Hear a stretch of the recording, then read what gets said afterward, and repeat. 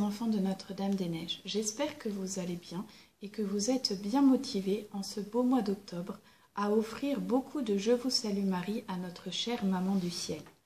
Aujourd'hui, nous nous retrouvons à Bergerac pour découvrir la belle figure qu'a été Mère Anne de Jésus. Elle est enterrée dans notre cloître et nous ferons notre prière finale au pied de sa tombe tout à l'heure. Mère Anne de Jésus est née le 29 avril 1864 et reçoit le nom de Rosa. Elle est la deuxième enfant. Elle sera toujours très proche de son frère Alphonse.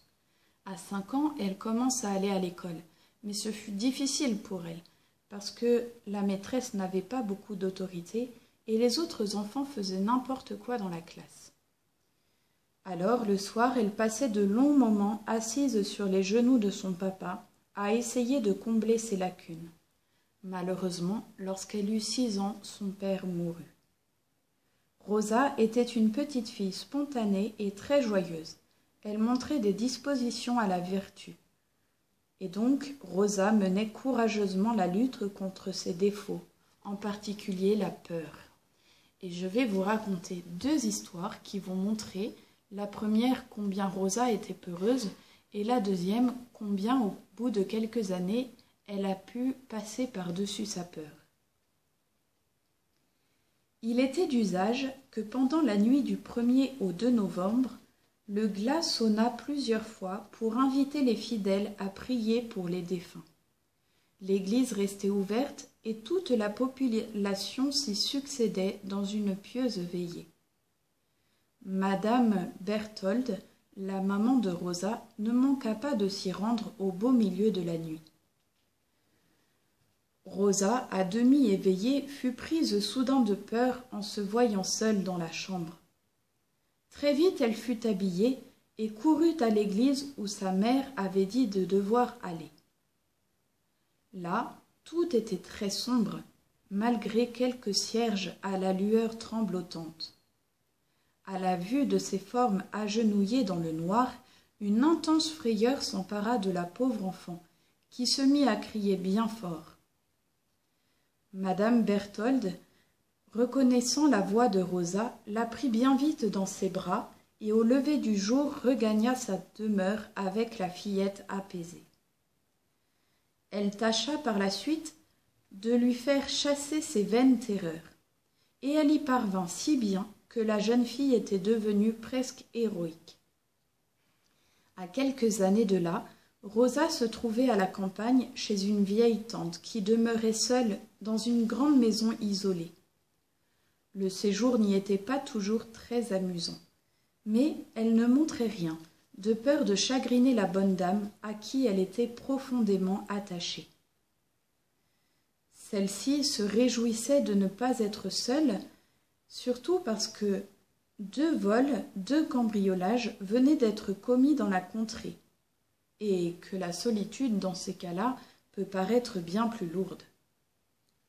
Une nuit, Rosa entendit comme un bruit de pas dans le grenier, situé au-dessus de la chambre qu'elle occupait avec sa tante.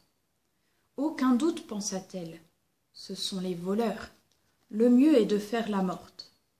Mon Dieu, pourvu que ma tante ne se réveille pas, elle aurait trop peur. Et elle se renfonça dans ses couvertures. Mais la bonne tante avait entendu le bruit et commença à s'agiter dans son lit. « Vous ne dormez pas, ma tante ?» fit Rosa à voix basse. « Non, mais ni toi non plus. »« Non. Avez-vous entendu ?»« Mais oui, justement. »« Et est-ce que ce seraient les voleurs ?» En ce cas, dit l'énergique femme, j'aime mieux mourir debout qu'être assassinée dans mon lit. Je monte voir. Je monte avec vous, dit Rosa. Toutes 2 s'habillent et grimpent l'escalier qui conduit au grenier. Arrivées à la porte, chacune voulait l'ouvrir la première.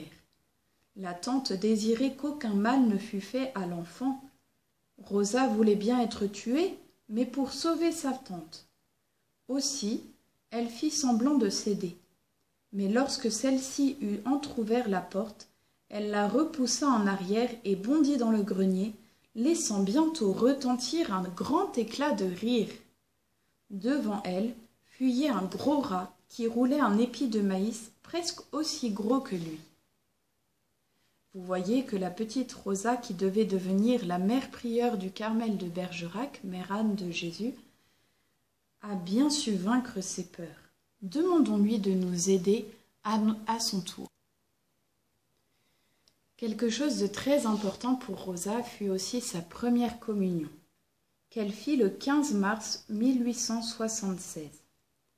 Après d'avoir reçu Jésus dans son cœur, elle retourna à sa place, dit plusieurs prières après la communion, mais voulut trouver une prière encore plus belle pour Jésus qui venait de descendre dans son cœur. Elle finit par trouver le Te Deum, le grand hymne que l'on chante pour les plus grandes fêtes.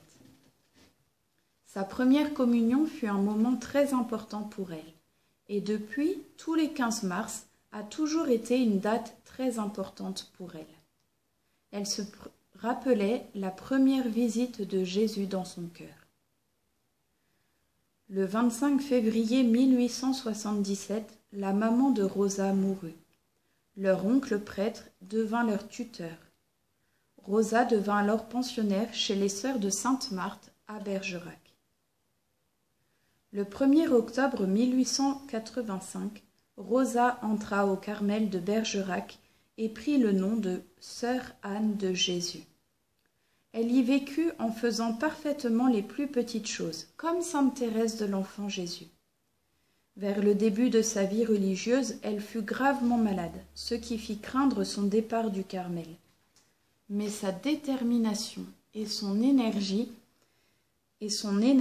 eurent raison des craintes de ses supérieurs. Elle put prononcer des vœux définitifs.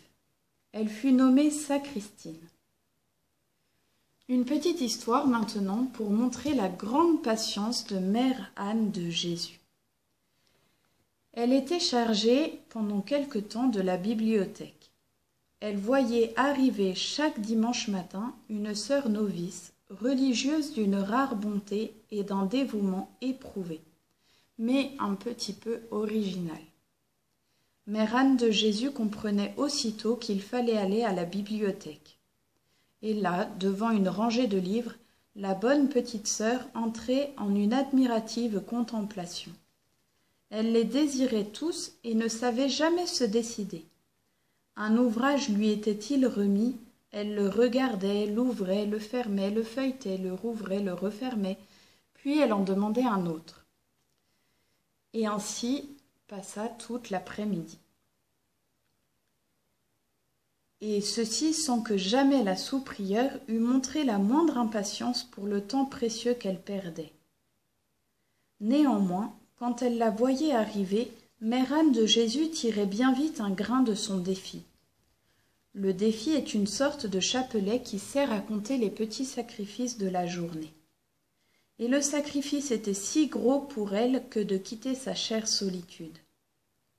Mais un jour la sœur s'en aperçut, et désormais, lorsqu'elle venait, elle lui disait « Ma mère, je viens vous faire tirer un grain sur votre défi. » Et Mère Anne souriait.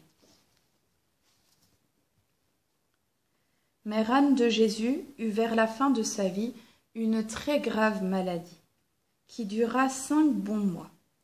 Peu avant sa mort, elle reçut 2 insignes faveurs. La première, c'est que la Sainte Vierge elle-même est venue la réconforter dans sa chambre de malade. Et oui, dans notre foyer de Bergerac, nous avons la grande grâce d'avoir une pièce où la Vierge Marie est apparue. La deuxième grande grâce, ce fut que le 2 février, jour de fête pour les consacrés, la communauté reçut du Saint-Père un cierge béni par sa main. C'était une immense faveur. Le 23 mai 1928, Mère Anne de Jésus rendait son dernier soupir. Et je vous invite maintenant à me suivre pour aller sur la tombe de Mère Anne de Jésus. Nous voici devant la tombe de Mère Anne de Jésus. Prions ensemble. Donnez-moi, Seigneur, cette charité qui vous aime pour vous-même, qui vous préfère à tout et qui vous envisage en tout. Cette charité qui est patiente, douce, humble, prudente, qui fait le mérite de l'homme juste et qui sera sa récompense. Amen. Voici au terme de cette vidéo. Nous vous souhaitons une très bonne semaine et à la semaine prochaine.